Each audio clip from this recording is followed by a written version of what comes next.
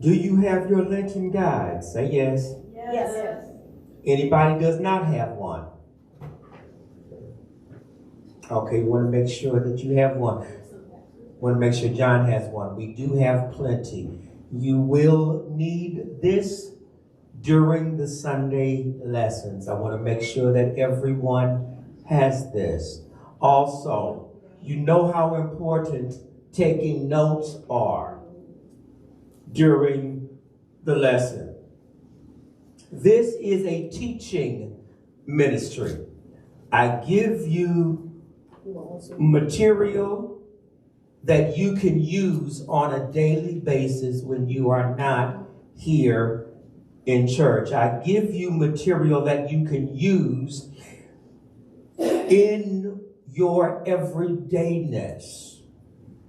I also purchased notebooks that are on the back. So any notes that you have during Lent that you want to write down, I want you to be able to keep them all in one place. I find myself, I have one of the classes that I'm taking, I've got papers all over my office at home, and I'm trying to put them all together, so I had to get a notebook that I can keep all of my stuff in one place. You're going to need order and organization, which is very, very important. Now, as we're moving through today's lesson, I am entitling this series for Lent, Walk with Jesus. Because we're using the book Let Go and Let God, I want to show you how walking with Jesus will help you to let go and let God. You're going to find through this book different experiences where Jesus was able to let go and let God. I want to start out by giving you something that I use all the time, that I've learned over the years, and I live by this. It works if you work it. Say that with me. It works if you work it. But I'm going to ask you to do an exercise with that phrase with me. We're going to say it several times, but we're going to emphasize a different word each time we say it. All right? So watch this. It works if you work it. Now I'm going to say the same phrase, but emphasize something different so it'll take on a different meaning. Watch this. It works if you work it. So let's try this. It works if you work it. Ooh, lady, you had an aha moment there, didn't you? Okay, now, D, I think this one is going to be yours. It works if you work it. Oh, wow, Barb, you got that one, didn't you? Oh, I've gotten this one a couple times. You got this one a couple of times. Excuse me. Now, these last two are where we're going to emphasize Lent. It works if you work it. Ooh. But it also works if you work it. Same words, but a different meaning by emphasizing a different word during or of that statement. So, if it works, if you work it, what is the work that you're to be doing? Taking action, praying, Letting go and letting God. Letting go and letting God is the it that works if you work it. So we have to look at what the it is. And here at Unity Church of Flint, I always teach you that the it that you are to be working is spiritual principle. Spiritual principle works, come on, if you work it. And see, here's the wonderful thing about spiritual principles. It always works. The only way or the only reason it's not working for you is because what? You're not working it.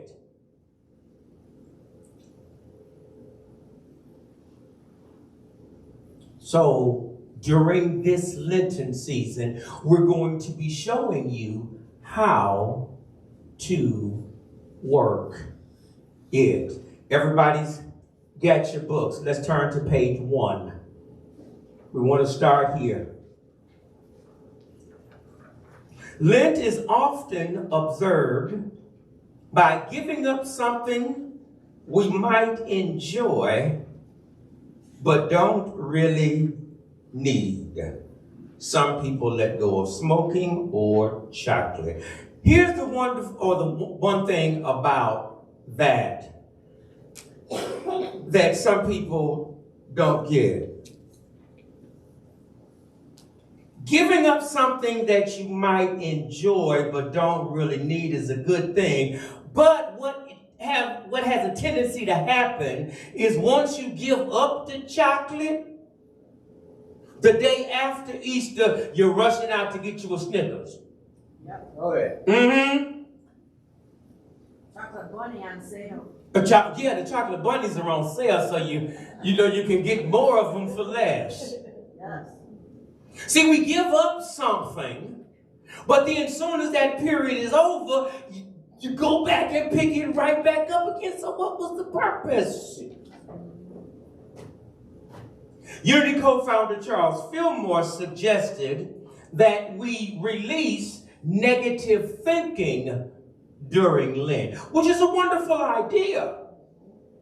However, there are some people who do not give up negative thinking because they have no idea that their thinking is negative. Hello. You see, they've gotten so accustomed to saying something over and over and over again, thinking something over and over and over again. It has become a part of them. They don't know that thought is hindering their progress.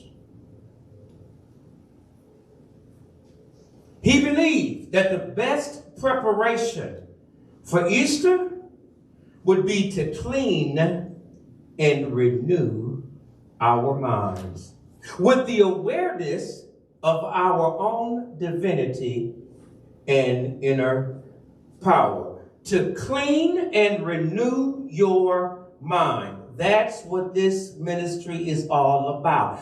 That's what this Lent season is all about. To clean and renew our minds. How do we do this? The next paragraph lets you know the daily messages.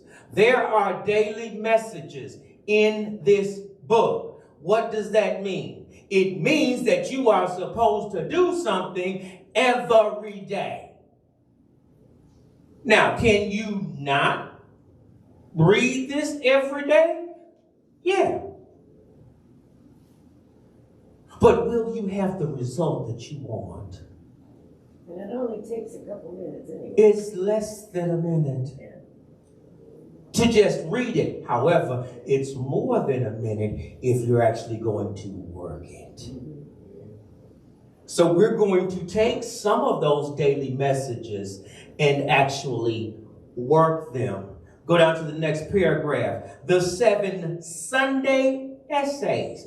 The 7 Sunday essays. When I say that you're going to need this book during the Sunday services, it is because I'm going to be working heavily on those 7 Sunday essays. Why am I going to be working heavily on those 7 Sunday essays? Because I want you to do exactly what the last sentence on page 1 says. Experience a glorious transformation.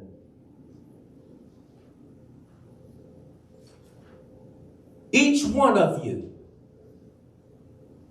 my goal, my desire for each one of you during this whole process is for you to have that glorious transformation. Now, let's go to page 6.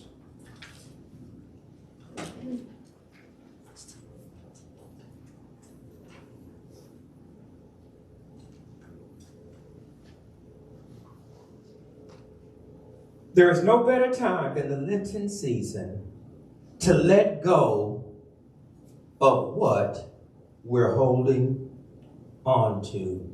I do not know what it is that you are holding on to. I'm going to say this, and it might sound kind of harsh, but I don't care. I really don't. But whatever it is that you're holding on to that is not allowing you to have that glorious transformation, we're here to help you let go of that. The process of release. This process of release. A process of release. Is what we are working with. You see, in order to let some things go, there is a process. There are steps that you have to take. There are things that you have to do in order to release, in order to have that transformation, in order to be the spiritual being that you were designed and created to be. And that's what we are working with during the Lent process.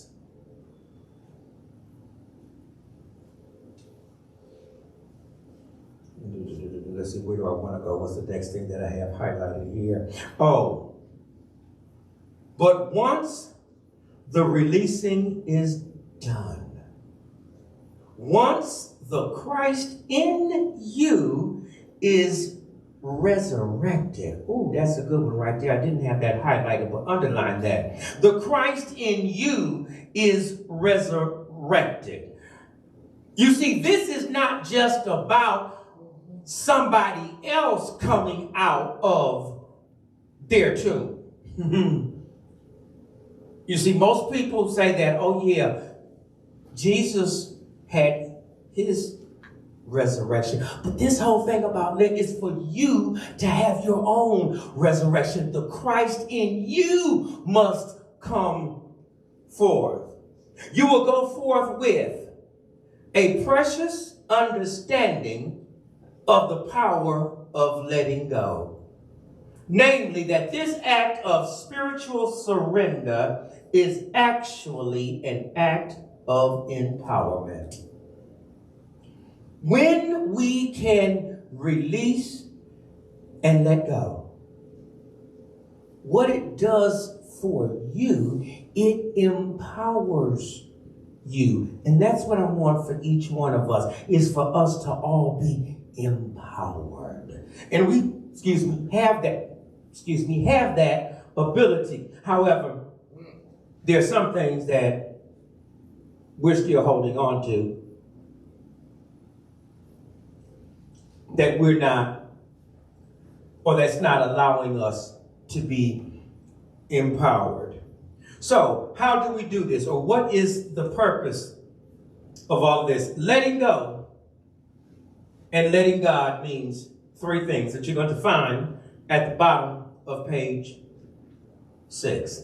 Letting go and letting God, first of all, means, highlight this in your book, underline it, this is gold. Letting go and letting God means giving up the struggle.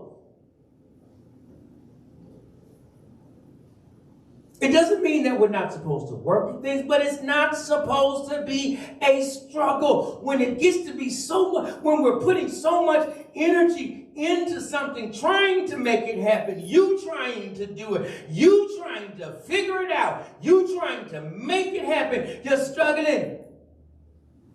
You're not letting go and not letting God.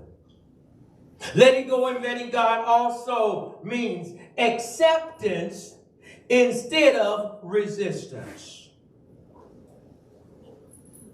Underline that or mark that number 2, however you want to. That's why I said these books are going to be used very, very heavily. However, you need to put it in your book. Highlight it, underline it, circle it, whatever you got to do. If you don't have a pencil, use your lipstick, ladies. I know you got some of that in your purse. Letting go means acceptance. What are you accepting? You are accepting your divine presence. You are accepting your divine inheritance. You are accepting the truth about yourself and not resisting it. Letting go and letting God also means peacefulness instead of anxiety. Anytime we're all tensed up like this, you're not letting go. And we're not letting God. Where are we going now? What does it say, y'all? Page 8. Page 8. Let's go over to, This some good stuff. This some good stuff. This so good, I'm just going to give this to YouTube audience. Okay, YouTube, get ready. This is some stuff for you. Page 8 says, let go of resentment. There's some good stuff in here about letting go of resentment.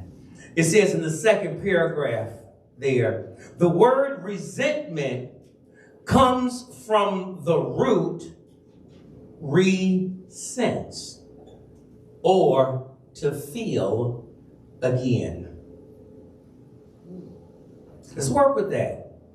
Anytime there is resentment, what is actually happening is that we're feeling that same feeling again. We're repeating that same feeling. We're repeating that same emotion. So that same upsetness, you're feeling it again. That same confusion, you're feeling it again. That same anger, you're feeling it again. That same disappointment, you're feeling again. So in walking with Jesus, the one thing that we want to focus on, the one thing that is a true mic drop for today, is stop feeling the same old stuff over and over and over again. It's done. It's through. Let it go. Amen. You see, we keep bringing up the same old problems that we've already gone through. It happened 873 years ago. And here we are still rehashing it, re-talking about it over and over and over again. I'm only saying this as an example. See, this is why it's kind of difficult for me to give examples during messages, because I'm giving the example, but I'm kind of bringing it up again. I don't keep talking about what happened to me in the hospital because it's over again. It's over. I'm not going to keep going over it again and again and again and again. Okay. But that's what people do. They go over it again and again and again and again. Do you know how tiring it is to hear people talk about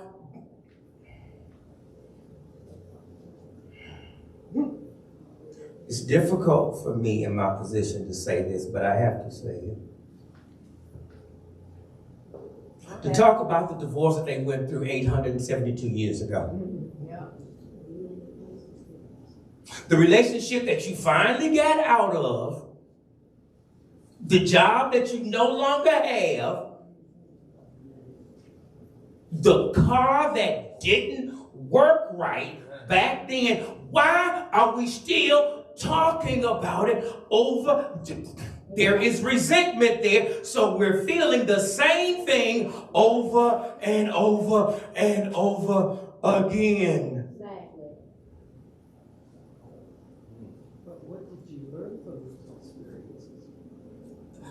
That's the wonderful thing. If you learned something from it, good. But do we have to keep talking about that same experience over and over and over again? You got the lesson. Now move on. Thank you. Move on. There is more for you to learn. There's more for you to do. There's more for you to experience. You see, we can't experience the new job, the new car, the new relationship because we're still holding on to the old one. Ouch. Ouch, praise God. Amen or ouch. It don't matter, one of them. Here we go to page 9. Here's another thing that we're going to let go. Is let go of complaining. You see, the message is first for the messenger. You all are eavesdropping in on the conversation I'm having with God, especially for this one. Let go of complaining. I want you to get this. This is not in your book. That's why I said you need to be able to take notes and write this down. Complaining is the expression of dissatisfaction or annoyance about something. Now, you see, some people don't realize, as I said earlier, what it is that they're supposed to let go. They don't realize it's a negative thought.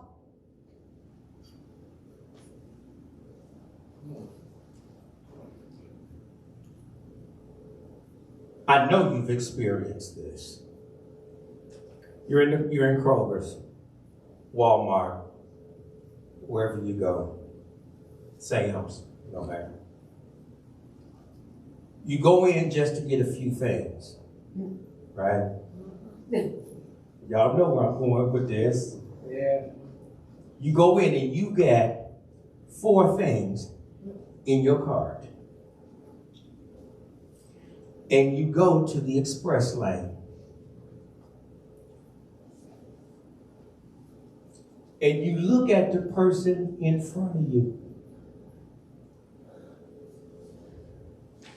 What do you do? What do you do? Because you all do it. I know I do it. Count their items. Count their items. It's usually too many to count. Right. Round it over. And this is what happens.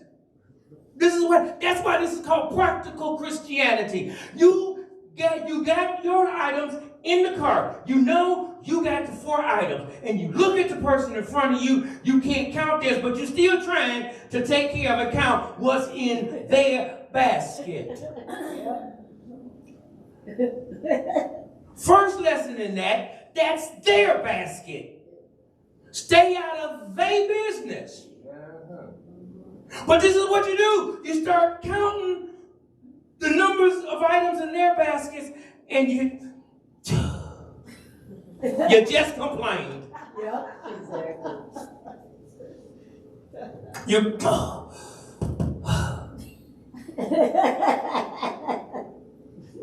That's more than 15. She's got 16. You're complaining just by your expression of annoyance. Like I said, this is something for me to work on because I have to really, I'm telling y'all the truth now, this lesson is for me. When there are 32 screaming elementary school kids behind me while I'm trying to drive that bus, I have to pray hard not to show my annoyance. But you see, we complain about things. We express our annoyance.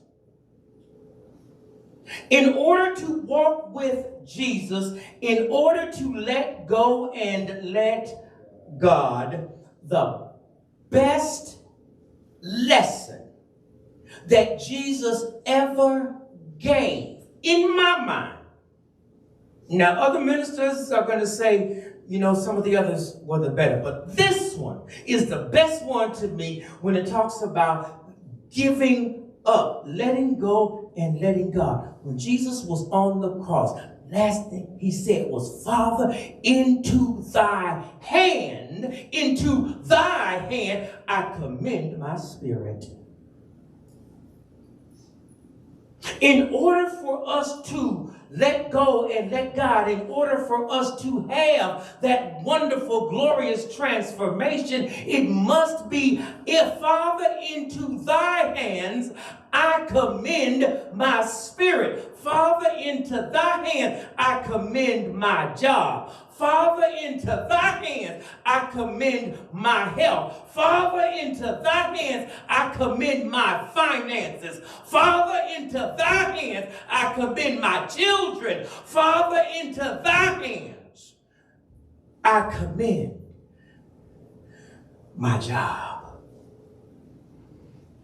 That's how we let go and let God. And I'm here to tell you, it works. If you work. There you go. Y'all getting it.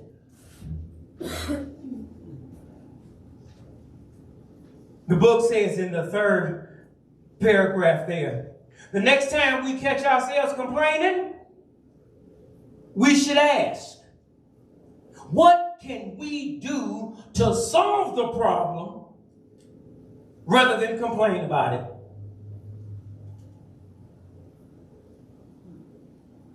You see, there are some times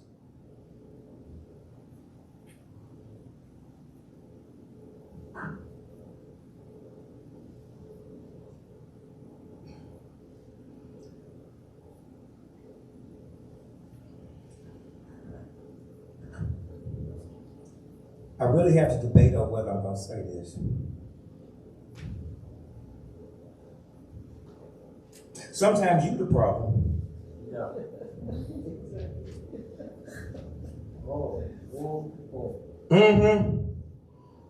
You see, we're complaining about it. But in actuality, in reality, when we really look at it, the problem ain't out there with them. The problem is with you. Look at the bottom of page 9. To complain is to extend the pain. From this, I will refrain. It sounds kind of like Dr. Seuss, don't it? Yeah. But get this. To complain is to extend the pain. So, if you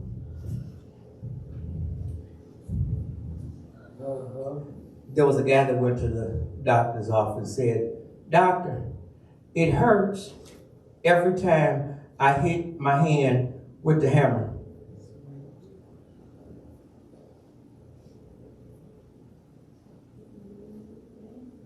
Say it, Carmen, say it. Stop hitting your hand with the hammer. Thank you. Give her a cookie. That's what it is. You see, a lot of us we're hitting ourselves with a hammer.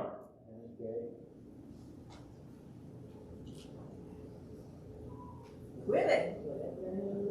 It's that simple. It works.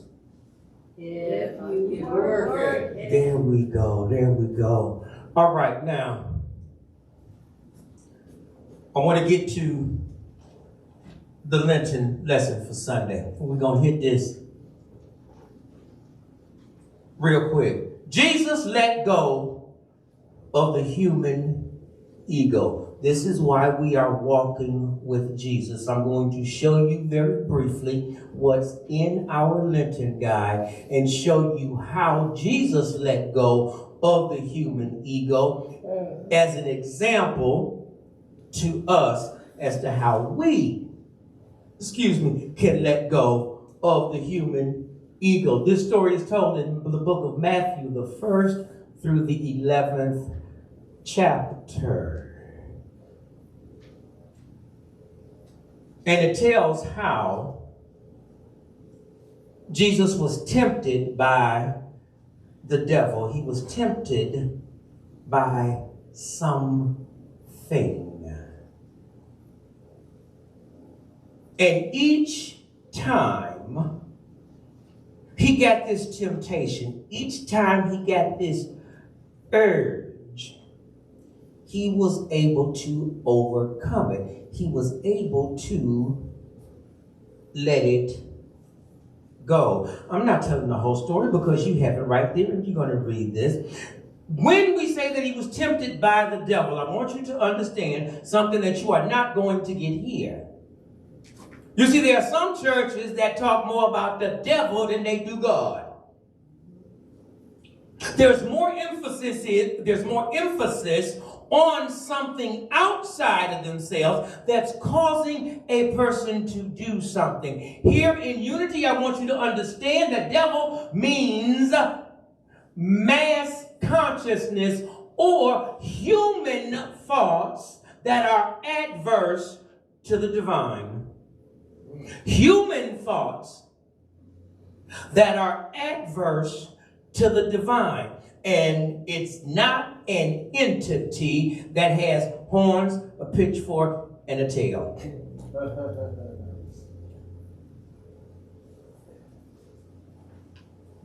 In order to know what's adverse to the divine, you have to know what the divine is. We teach you what the divine is when you get enrolled in one of these classes. Yes. Yep. When you know what the divine is, it is not easy to be tempted or to have human thoughts that are adverse to the divine. You see, some of those human thoughts that are adverse to the divine, you see, we hear them so much, we say them so much that they become a part of us. Those adverse thoughts to the divine are simply those little things that pop up in your head that I can't. I'm not. Oh, here's the best one. So if we want to talk about the devil, I'm going to show you the devil right here. That adverse thought. 2 words. Yeah, but. God is the source of my supply. Yeah, but. See, that's the devil. It's an adverse thought. It's a thought that's adverse to the divine. God is my health. Yeah, but Rev, you don't know what the doctor told me. That's the devil. Those thoughts that are adverse, that are contrary to who and what you really are. That's what this whole lesson is about.